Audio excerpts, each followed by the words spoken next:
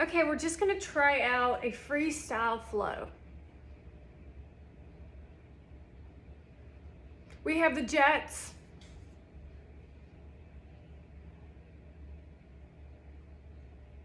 Don't wail it. We've got some really lovely lighting in the background. We are missing headphones and a makeup hair session and a fancy outfit. But let's try to give ourselves a natural facelift. Good morning and welcome to Cassandra and Coffee. Today we're going to be discussing the female and how the female interacts with the man in a working environment and how it is out of control. My journey with this began 5 years ago, I would say. I'd say a little bit longer than that, 7 years ago, as I was attempting to open up a yoga studio when I never in my whole lifetime realized how vicious women actually were. Because up until that point, I never had to deal with the type of female that I dealt with in the studio, because the studio was a very, very prestigious studio practicing a very powerful yoga practice. Now, I was intimidated back then, but I was also doing self and professional development work at a worldwide organization where I was training global leaders.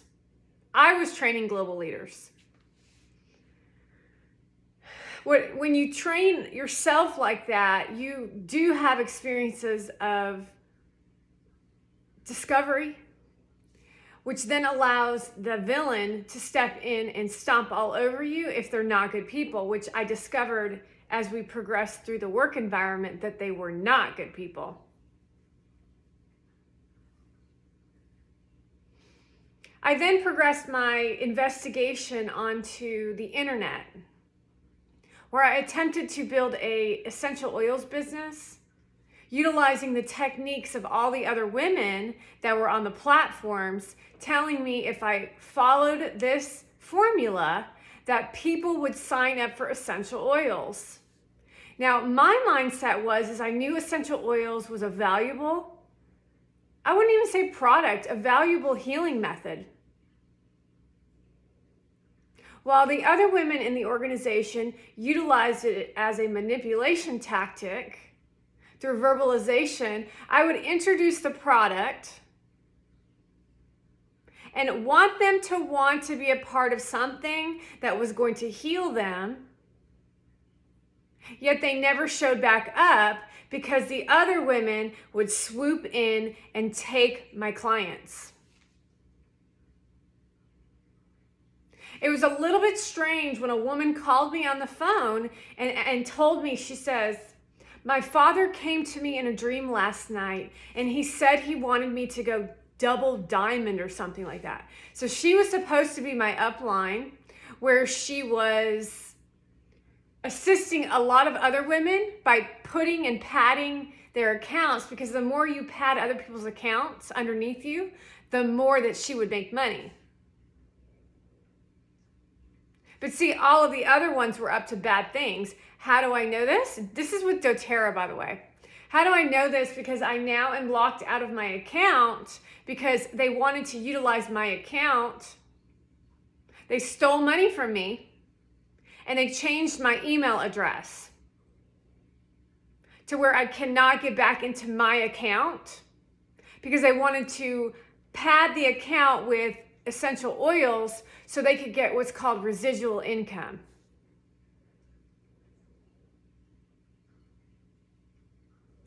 Moving this a little forward, so there's a lot of different perspectives on the way this internet business works for females particularly. Men, it's a whole different ball game of the slasher. Women use the skunk method, where they skunk all over you. And even now, as I'm trying to speak to you on it, I feel very exhausted. Trying to push the ones out into just being product pushers, never educating the real people who are up to big things, or even just assisting the product purchasers into a better way of being. Because I had a real job, y'all. I had a real job where I was making very good money.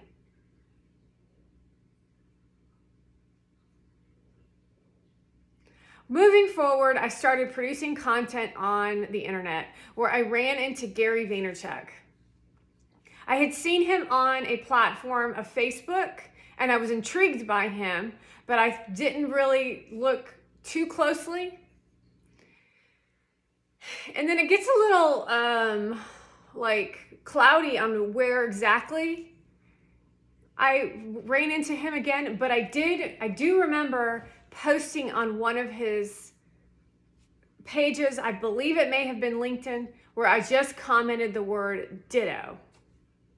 Now, if you're familiar with what ditto means, it's the movie line that Patrick Swayze uses in Ghost because he didn't like to say I love you to Demi Moore in that movie. And so they would always say back and forth ditto.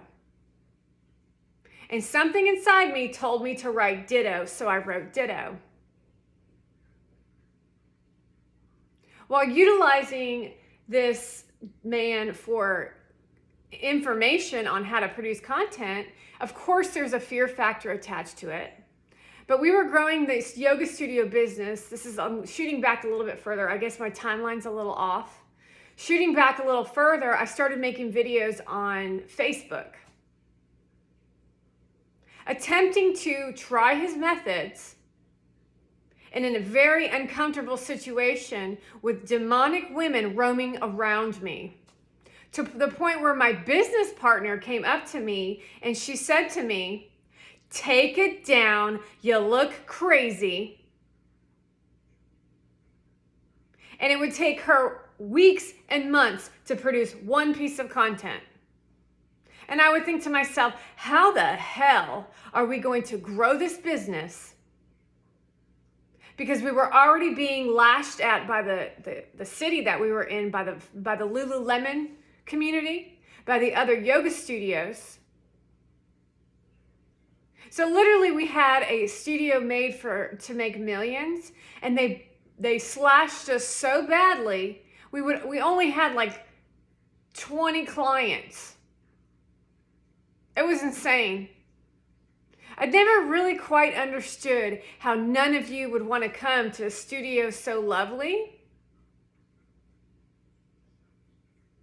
We spent $35,000 on showers because the Lululemon girls said that they would come there if there were showers, and they never once showed up and used those showers. But that's neither here or there. It's just a message to you on how people operate. Not only did they think that we had money, they thought they were going to get the studio for free. It's very much like what's coming ahead of my programming here to let these gentlemen know how they operate on the internet. So I really got into posting. After that, I kind of stopped because there was such a burning pain inside me. A burning pain inside me of embarrassment, of doubt, and of failure for having a good time showing a studio that I paid for with all my life savings since the time I was 14 years old. Meaning my business partner, her family owned skyscrapers. But her family was messed up in the head. My family has been hardworking individuals who came from like really nothing. My parents had a hard time buying me diapers when I was little.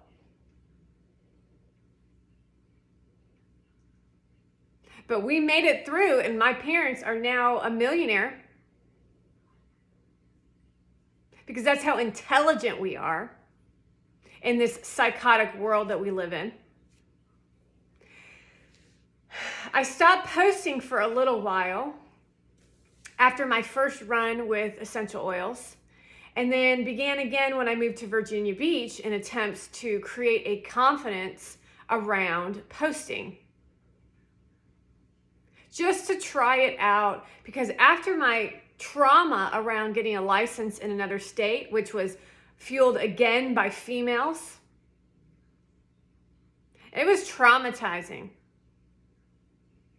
My own state government, which was Democrats, would not give me a license. So that just tells you right there on what kind of government system that we're operating under, which is we do not live in a free country.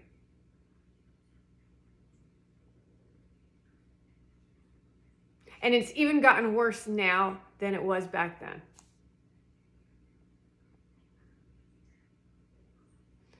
As I posted pictures of my goofy self, my loving goofy self, jumping out of swings, being silly, having fun, Alex Clements, a girl I went to high school with who claimed to be a friend,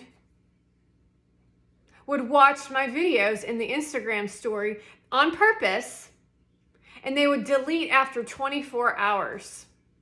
Not to mention some girls from Colorado at a dental office that I used to work at who would make fun of me for utilizing a Wonder Woman doll as a kind of like a mascot, really. I watched She-Ra when I was little, and at the end of She-Ra, every time they would have a little purple alien creature always poking around that you would have to find. And so I wanted the nostalgia for people to remember that they are powerful women. But I continued to post, and then eventually I would start blocking everyone. And then God shows up in a more,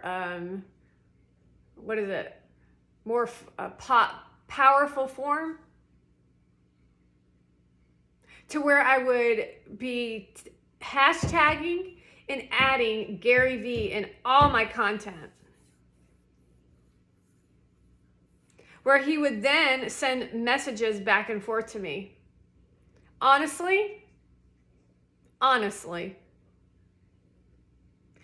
I can't wait till our grandkids, he says, I can't wait till our grandkids can watch this, he said. And I'm like, this is weird.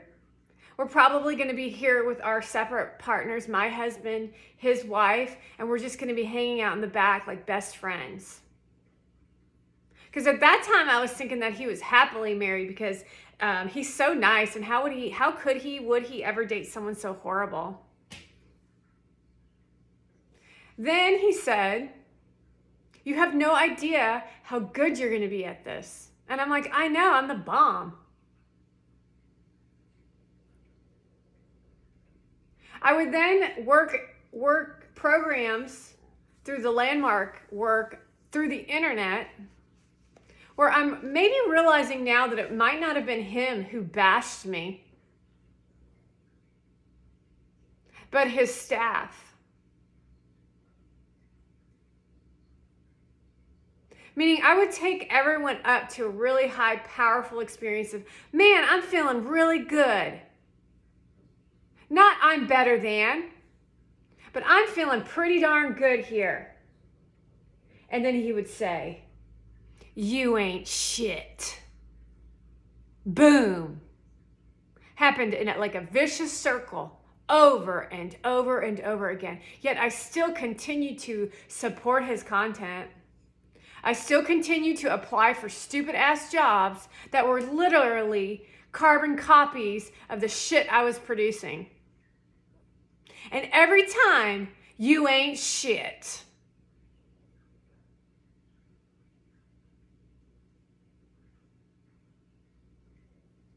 I even told people at work for one of those jobs that I'm getting this job. But instead, he hired a 20-something twit who was clueless about the job, who had no personality and literally used it as a jump off to go somewhere else and steal ideas.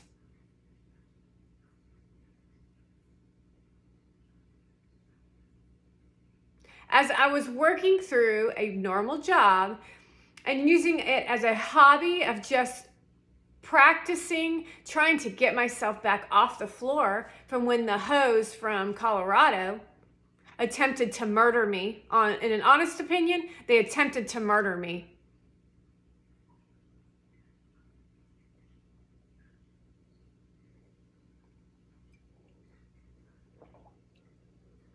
I continue to post. I don't know if I've even taken more than a week off in the last 4 or 5 years. Posting 50 to 130 pieces of content a day across many platforms and being so authentic and honest that I get kicked off platforms.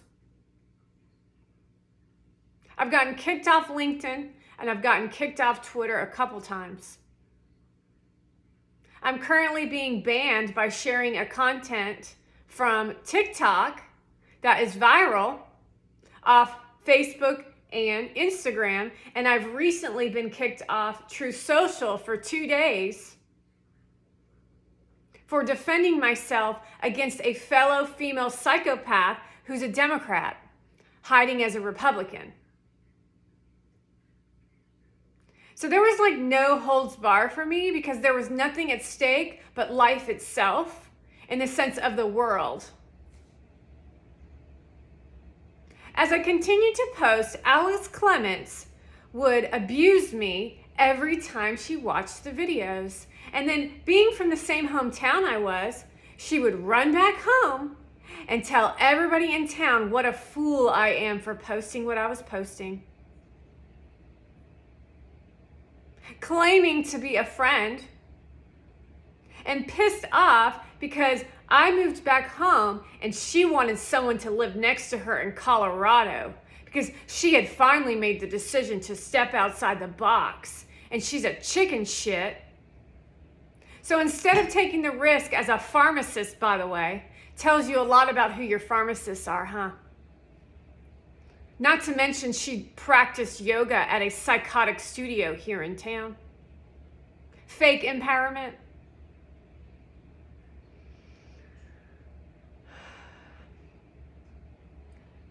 Blocked her. Blocked her, blocked her, blocked her, blocked her. So there was probably only like 4 or 5 people that were honestly watching my content, and then Gary.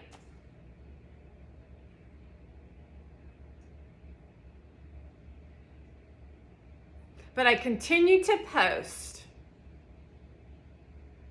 Most of my life was consumed by Gary Vaynerchuk, honestly. He kind of drug me in. I wanted to not do it any longer. I would give him attitude. I would get so pissed off. There was no way that he didn't feel that energy. I would make videos about him, one of which was him meditating with rainbows in his hands.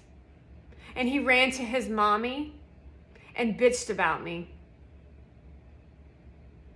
Why would she embarrass me like that? And his mom is like brilliant. And she's like, okay.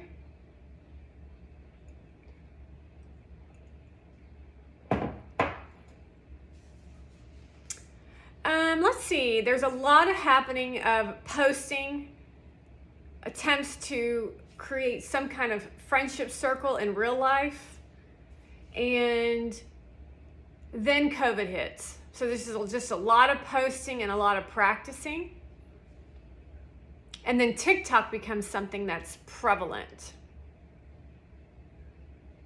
I make a video about happiness. You have to choose happiness because a freaking loser ex who's going to jail for murder. Not just me either, for someone else. 2 people, I believe. So I've dated a sociopathic murderer, and my dumb self was sad about it when we broke up. Bye!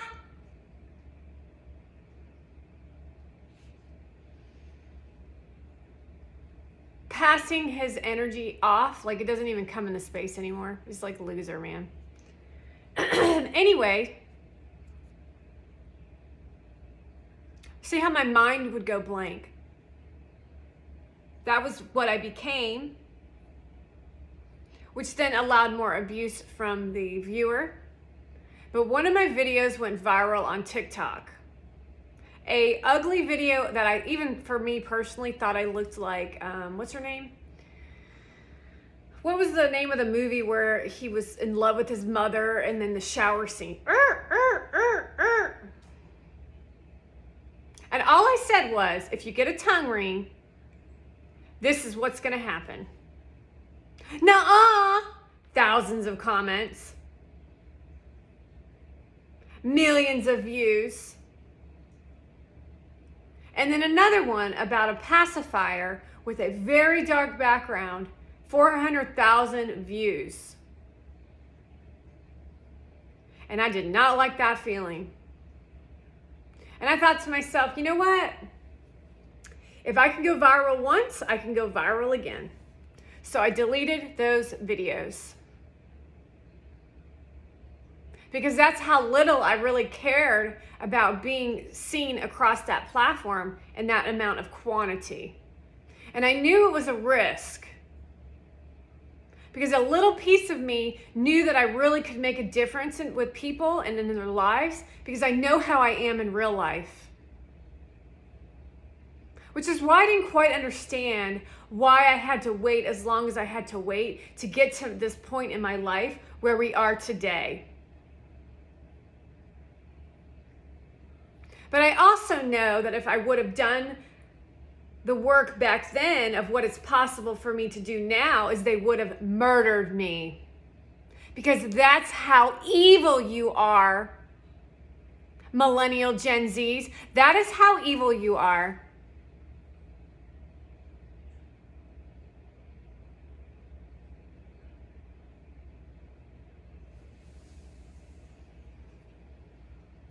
I really feel like shooting forward to go toward the end. But I started a TikTok page. I made some videos that were very goofy. They were fun. I looked cute. They were authentic. They had some empowering messages in them that I was really, really impressed with for my own self. I would duet Gary. I would tag him, I believe, sometimes. But I deleted the account. I said, screw this. I ain't doing this no more. And I pretty much stuck to Instagram for a while and played with the platform and creating pictures and videos. I was writing, I was talking to God, I had died and came back to life. I started another TikTok. I deleted that TikTok. I then started another TikTok. This time I'm experiencing physical abuse from the TikTokers like Noah Beck, Dixie D'Amelio, Charlie D'Amelio, and the rest of this clan that they have all over the internet, because there's different little packets and pockets of clans. See, Charlie went to school and campaigned as if she was going to be president of the school, what do you call it when you're president of the school? She campaigned for her TikTok account just like that, which is why she became what she became. And then she jumped off the back of some other heavyset girl that's kind of a biatch too. So they didn't want pretty people, if you were unattractive, duetting you, unless you were someone like Charlie D'Amelio, where you could still feel empowered over, because she was a child.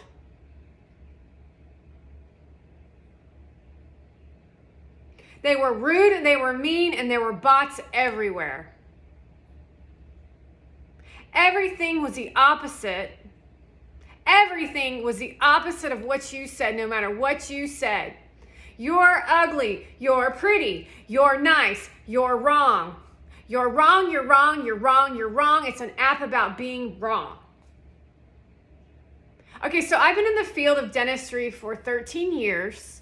A physician, a doctor has told me that if you get a tongue ring, you release bacteria into your bloodstream, very much like the heart in material, and you could potentially have a heart attack. You're wrong, they would say. Yet even as I sit here now, I'm feeling someone's heart attack from the tongue ring. Mind you, I talk to bacteria. As time progressed, the app went from a family app of feeling lighthearted to something very, very dark. Meaning I was watching mothers with their tits hanging out, feeding and breastfeeding as they looked seductively into the camera. Psychotic alcoholics who claimed to be mothers, bouncing around with a bottle of alcohol in one hand and a baby in the other arm, with the other ones following behind in a train as they live in this big ass house.